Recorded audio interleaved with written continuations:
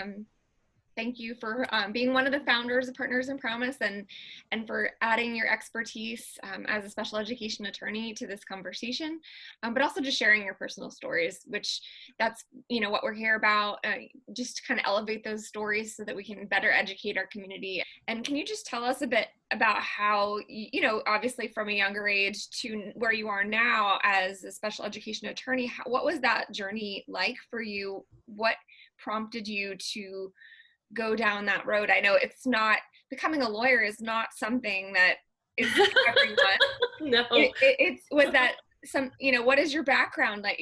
Where did you get to this point? I mean, it's you advocating for your child is something that every parent can relate to, but not everyone can relate to, changing your whole career. But we aspire to. Can you tell us a little bit Yeah. about that? Well, I started out in my career life in the church ministry. So I have a master's degree in biblical studies. I have a master's degree in New Testament Greek. I also was a vocal performance major. I studied opera in college. That's not quite as useful as having, well, I don't know, maybe it's just as useful as having a Bible degree. I don't know. So I have a vocal performance and Bible, and then a master's in New Testament Greek, very specific. So I was on the track to becoming a Bible scholar. It kind of runs in my family. My father is a biblical scholar. My mother and my brother both went to seminary as well. I attended seminary. Uh, and I was on a very different path. And actually, I was getting ready to apply to PhD programs in the area of biblical hermeneutics or something of that nature. But then when Josiah was born and we moved to Pope Air Force Base, that's where he started school. I still remember being approached by his IEP team and also just random teachers for the strangest things. Like some of them wanted to let me know that my son had qualified for ESL, which is now ELL, English Language Learner. Mm-hmm. I was kind of like, no, he doesn't. But they were very adamant that my son could not speak English or could not understand English, even though his IEP, which he's been in early intervention, and he's received services under the Individuals with Disabilities Education Act since he was, I don't know, 5 weeks old. I mean, we started very early with him because his disabilities were so evident from birth. And so that was our first kind of hint that not all things were going to be, hunky-dory with the educational component. We were at Pope Air Force Base, Pope Elementary School, and not only did they tell me that my son was now English as a second language student because they couldn't understand what he was saying, and clearly last name Kim looks like this, he must be, I don't know, an immigrant, which is insane because Josiah was born in New York, and my husband and I speak almost exclusively English in the home. I'm fluent in Korean, but my husband is not. Josiah doesn't know Korean. So it was just really frustrating. So we were battling that type of whatever, it's prejudice. They were assuming that he was an ESL student. And let me tell you, Jen, that continues to today. It happened at Westfield High School in Fairfax County as recently as November, where I was told that immigrant students struggle with writing in English. I didn't even know what to say to that. There was I was pulled into an IEP meeting, and they said that since Josiah was milder, and what they meant by mild, they made clear, they meant behaviorally mild. So some of the students who are on the autism spectrum do exhibit more aggressive types of behaviors. For instance, when they are sensorially overwhelmed, they may communicate that by banging their head, or they may communicate that in ways that are physically appear aggressive. I wouldn't call it aggression per se. They're not aggressing against a person, but that's the type of behavior that is manifested by many students who are on the spectrum. But Josiah doesn't. Josiah's manifestations involved cuddling and licking. Like he would snuggle up to teachers, and he was adorable. He was this little lump because he couldn't move too much. So, teachers sometimes carried him. He was so cute and little. And as they held him, he would start licking their arm. That was his way of kind of learning or dealing with the world around him. And you can see how that is so cute, kind of weird, but cute and mild. And so the IEP team was trying to convince me, and actually they did. And remember, at this point, I already had a master's degree. I've had more years of education than anyone really typically need. um, and so even with my level of education, I went ahead and just signed away his rights. They took away all his occupational therapy. They took away all of his physical therapy. They gave him just a bare bones, just an IEP that said he had a disability, but no real services other than articulation for speech language, because he had, at that time, he had autism and speech language impairment I'm sorry, not autism. He had developmental delay still and speech language impairment. The autism changed. Well, you can have developmental delay up to the age of 9. And so at that time, he still had that on his IEP. And they said to me, well, you're an officer's spouse, so clearly you can just go off base and pay for private services, and they'll be better than anything we can give anyway. And why don't you let the enlisted families get the services and access? And of course, I want the other people who need it more to get it, and it seemed right to do, so I signed it away. I didn't know. Even though they gave me, that little photocopied packet that's kind of just, nobody reads those. Let's be honest. No one reads those. You trust the school. You're paying taxes. You figure, of course they wouldn't steer me wrong, but they did. They certainly did. And so that was the beginning of our journey. And you're moving on from there. It just became very difficult to get IEP teams to listen to me. Even though I was very well versed in my son's disabilities, even though I had read up on one of his disabilities, is a condition called persistent hyperplastic primary vitreous, which is very rare.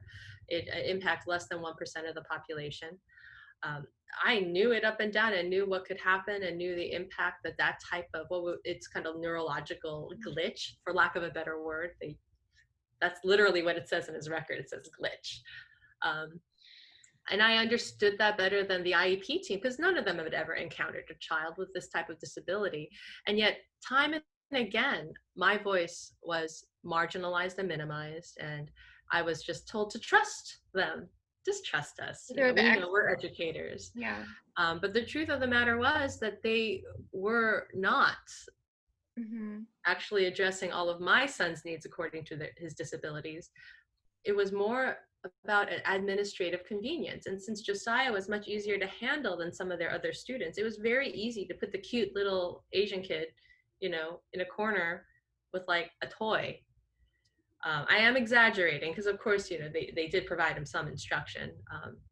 But really for a good portion of my son's education, it was up to us to pay for, to do on our own. And I did. I paid for tutors, I paid for therapies and services. And, I'm thankful that I was able to afford those, but fact of the matter is not everyone can.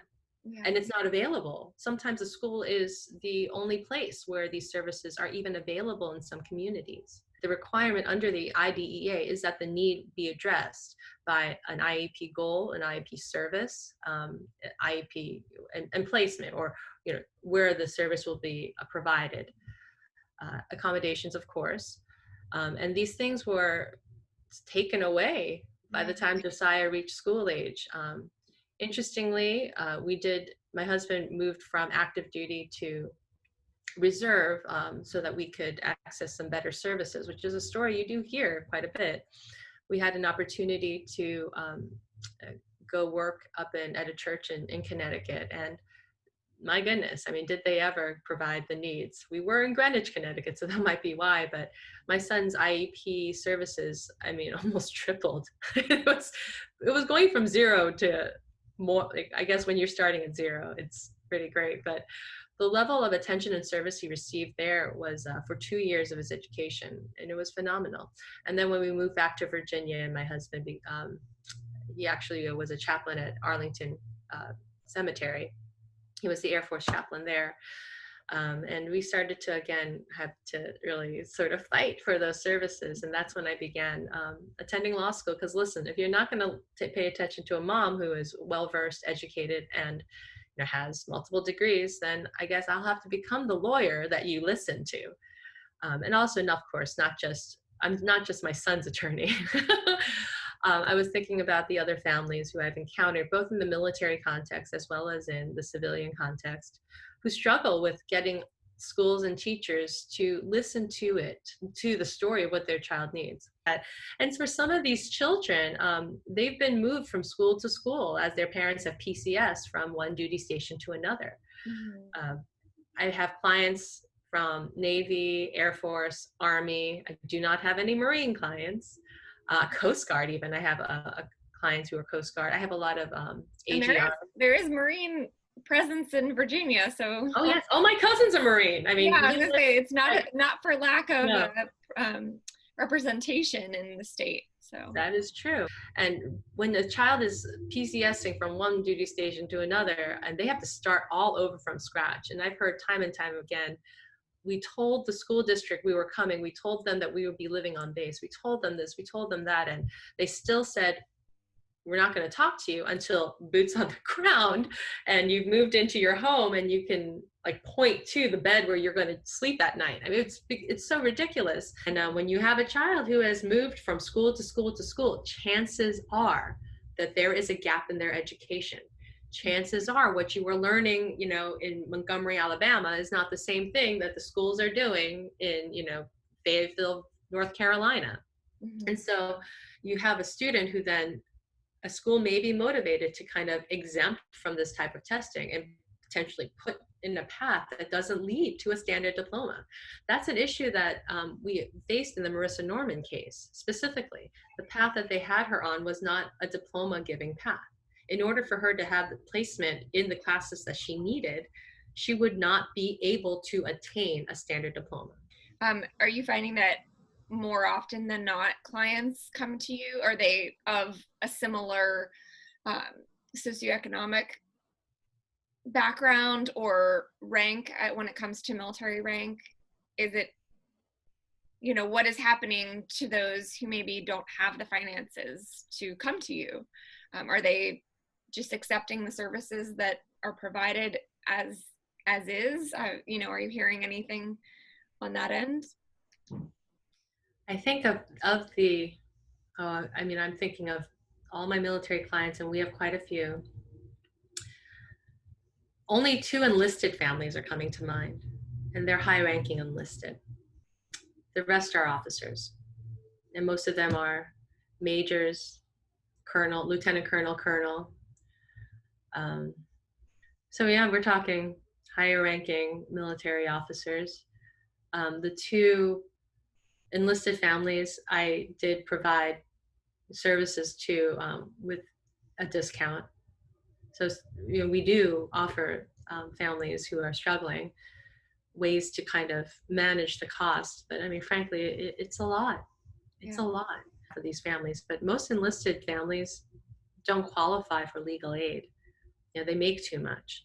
Mm-hmm. So they're in this limbo where they don't qualify for legal aid and they can't afford an attorney. And that's why having these conversations is important, to help understand and educate people to what problems people are facing right now. I really thank you so much for chatting today. There's so much information and we might still have to have a whole nother conversation. Anything that you think we should cover in the future? Well, one thing is that I feel very strongly about is this. As a parent, it's very difficult to feel like you're understood, or you do tend to feel isolated and alone sometimes, even if you're in a group, because your kids' needs are so unique. I would be as involved as I possibly can in groups like Partners in Promise and other groups that are actively looking to solve problems and not just to complain.